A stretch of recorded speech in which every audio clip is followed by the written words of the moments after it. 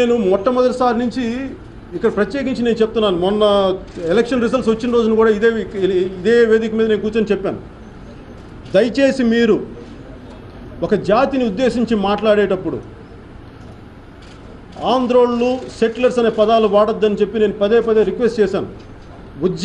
ఉద్యమ సమయంలో మీరు ఎలాంటి పదాలు వాడినా నిజంగా అది అందరూ అర్థం చేసుకుంటారు, ఇంక్లూడింగ్ నాతో పాటు కూడా నేను అర్థం చేసుకోగలను, దాన్ని తీసుకోగలం. కానీ సామాన్య ప్రజలు అంటం వేరు, సామాన్య ప్రజలు ఒకరినొకళ్ళు తిట్టుకోవడం వేరు. కానీ బాధ్యత గల పదవుల్లోకి వచ్చిన నాయకులు కూడా ఒక ఆంధ్రోళ్ళని జాతిని తిడుతున్నప్పుడు దీనికి సమస్య ఎక్కడ వస్తుంటే, ఉదాహరణకి హరీష్ రావు గారు ఎక్కువ వాడుతుంటారు ఈ పదం. నాకు ఎవరితో కూడా నాకు వ్యక్తిగతమైన విభేదాలు లేవు. నాకు ఎవరితో ఉండేదల్లా సిద్ధాంతపరమైన విభేదాలు, లేదంటే పాలసీ పరమైన విభేదాలే నాకు ఉండేది.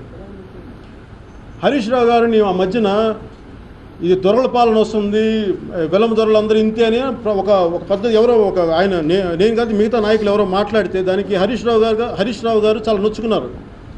దొరలు అనేది ప్రజలను దోచేవాళ్ళు కానీ దొరలు అనేది కులం కాదని. నేను అది అర్థం చేసుకోగలను ఆయన బాధ. అలాగే నేను వారికి చెప్పేది ఏంటంటే, అలాగే ఆంధ్ర అనేది ఒక కులం కాదు, మీకు ఆంధ్రోళ్ళు అనేది ఒక కులం కాదు. ఈ ఆంధ్రోళ్ళతో పంచాయతీలు తీరలేదు అని ఎవరన్నా, మన చంద్రశేఖరరావు గారు అన్నా, ఇది ఆంధ్రోళ్ళ పార్టీ అని చెప్పి హరీష్ రావు గారు అన్నా, నాకేమనిపిస్తుంటుందంటే,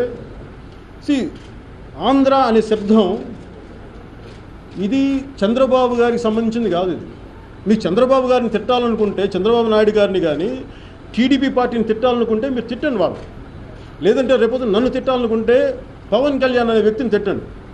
కానీ మీరు ఆంధ్ర జాతిని ఉద్దేశించి తిడుతుంటే దీనికి ఒక చిన్న ఓరియంటేషన్ అవసరం. దీని వెనక దీనికి కారణం ఏంటంటే, ఆంధ్ర అంటే దాంట్లో మాలలు ఉన్నారు, మాదిగలు ఉన్నారు, అలాగే మన హరీష్ రావు గారికి ఇష్టమైన బొత్స గారి కులం కాపులు ఉన్నారు,